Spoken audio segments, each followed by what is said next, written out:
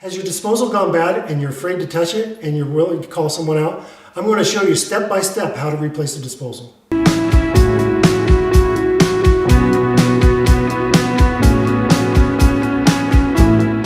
The disposal we have here is an insinkerator brand, and it's been leaking and hurting the cabinet, and it's time to change it.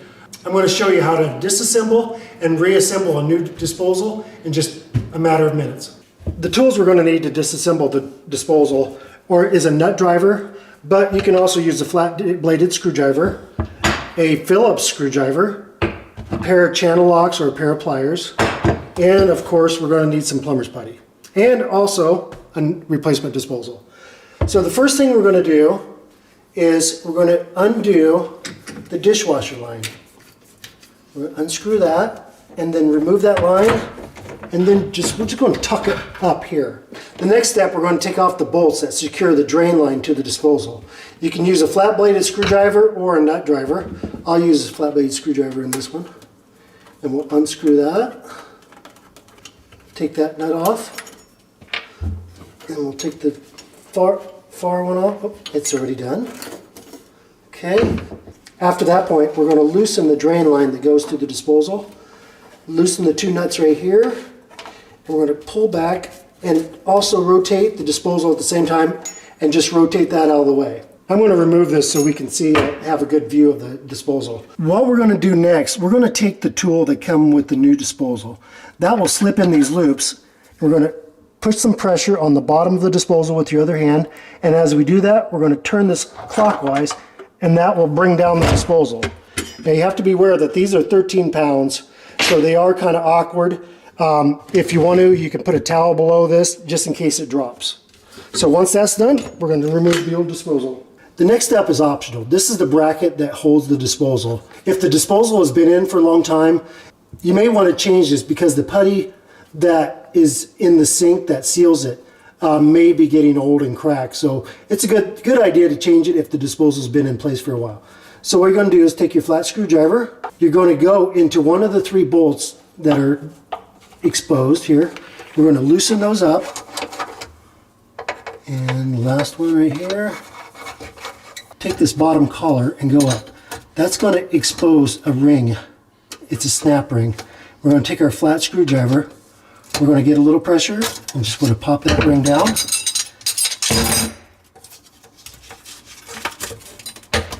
And we're going to remove the old drain. And you can see that that putty is just brittle and old. So it's a good idea that we changed it because it was going to lose its seal sooner or later.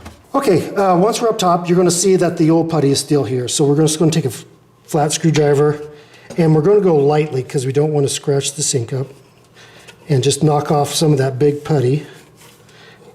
And then once that's done, we'll take a Brillo pad and just wipe off the rest of that. And this is a good time to clean around where this ring used to set. This is a product I've been using probably 10 plus years. It's called BioClean, and it's a hard water stain remover. It works wonders. It takes off any marring on the sink, and it also removes any staining. We'll have a link to this down below, and seriously, this stuff is great. You can use it on shower doors, everything. It'll take off the mineral because you don't need a lot of the product. It just takes a little bit. And you can see some marring here from a pan. You just apply this and you can see how fast it actually just takes it off.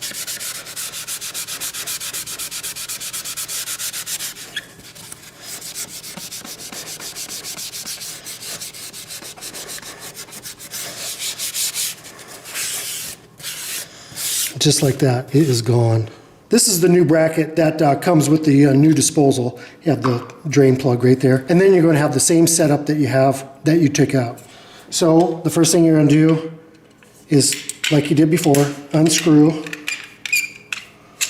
all the three retaining bolts. And after you get those done, that's going to expose that ring. Take your screwdriver.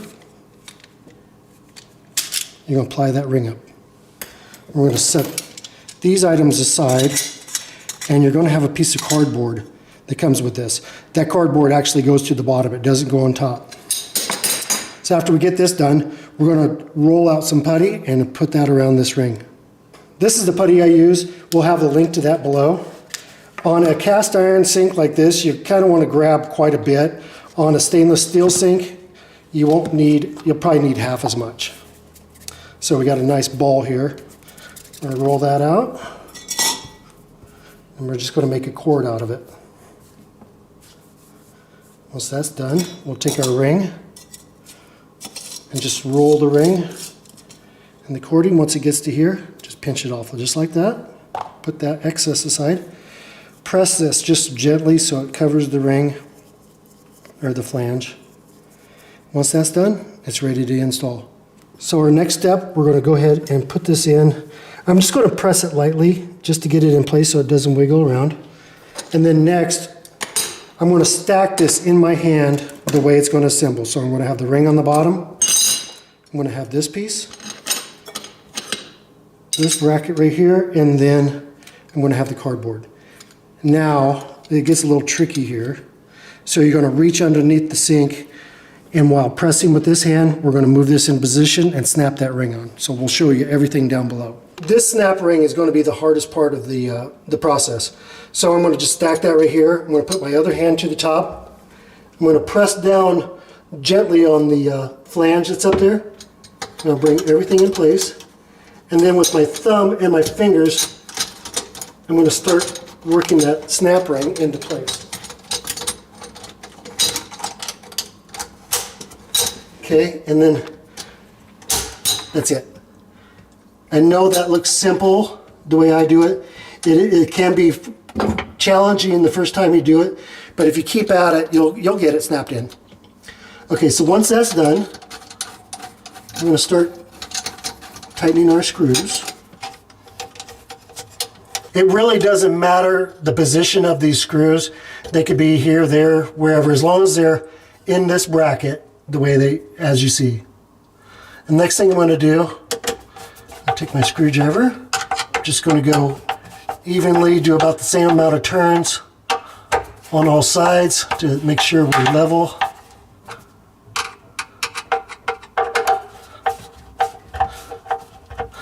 Okay, once the screwdriver starts to slip, and it will, it's tight. Now we need to make sure it's tight, so I'll take my flat bladed screwdriver and go just a little bit more.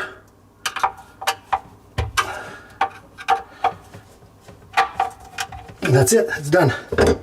This is what the top side will look like. So you'll have some putty squeezed out, and you'll just take your finger and roll that out. This is a new disposal. It's made by Insinkerator. It's called an E202, but it's the same as a Badger 5 or a half-horse Badger. Exactly the same disposal, just has a different paint job. So what we're going to do, we're going to lay it on its side. This is the port where the dishwasher goes into, and there's actually a plug in here. And that plug has to come out. So what we're going to do, take our flat-bladed screwdriver, our pair of pliers, and there's a little ridge you can feel on the inside of that plug.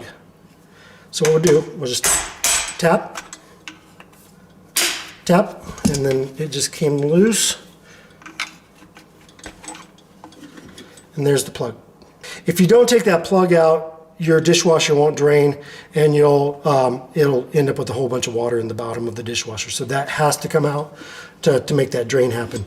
Now also, if you're beating on this plug and this thing breaks into little pieces, and probably 50% of the time it will, what you'll do is you'll just go in here and fish out the little pieces and just get them out of the disposal. Otherwise, when you turn it on, it's going to rattle a lot, and it may even lock up. So you want to make sure when you're done, you've got all the parts to that piece. We're ready to put the new one in. Sometimes these get off level and they kind of bind, so you just want to make sure it spins. There's 3 notches on the disposal, one right here, and these are the locking tabs. Those will need to be started right there on the flange.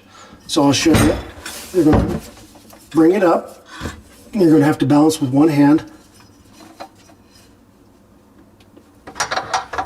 So once that's in, you'll just kind of loosely set it there. So once again, You're going to bring it up. You're going to loosely turn this flange counterclockwise. Okay, once that's done, you kind of move the disposal, make sure you caught all of them. If you miss one, the disposal will be really wobbly, so you'll have to undo it and do it again. I'll show you what happens. So right there is not good. So we'll kind of do that, move it back into place, and we're good. Now that we got our disposal in place, we're going to go ahead and let it swing a little bit loose. We're going to take our drain line and we're going to install the rubber that came with the unit and put that on there, and we're going to do it just like this. So the rubber is going to be on the back side of the flange. I'm going to install this right here. With the other hand, we're going to hold this flange up here so the disposal won't spin off on us, and we're going to bring that here. Then we're going to bring everything into position just like that. And that'll give you a good view of it. I'm going to press that in a little bit. Bring our ring up. And we're going to put our first screw in. And then we're going to do our second screw. That'll be on the back. You won't be able to see that. Once those are started, we'll take our flat-bladed screwdriver. Screw that in until it doesn't turn anymore. Okay, and that's done. So this part is secure. Now we're just going to tighten up our drain line over here, because if we don't, when we turn it on, it'll leak. Alright, and then tighten this one up. Tighten this one up. But I loosen these so I could do that swivel. But it will swivel without doing that. Okay, the next thing we're going to do, we're going to bring down our dishwasher line. We're going to connect that to the dishwasher drain port. Take our screwdriver.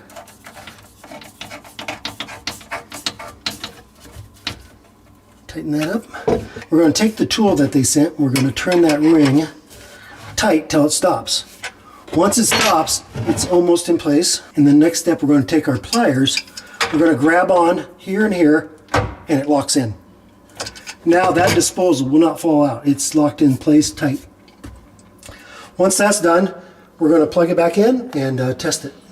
I always like to run the basin about a quarter way full of water, and then just go ahead, pull the plug, hit the disposal switch,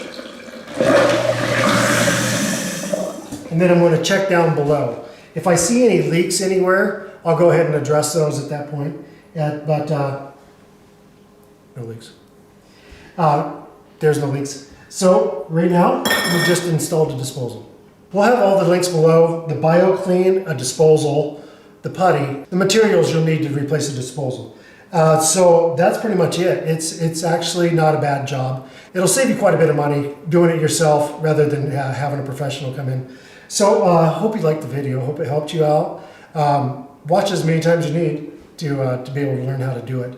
And if you like the video, give us a thumbs up. If you have any comments or questions, I'm absolutely happy to help you out on that. So thanks for watching DIY on the House.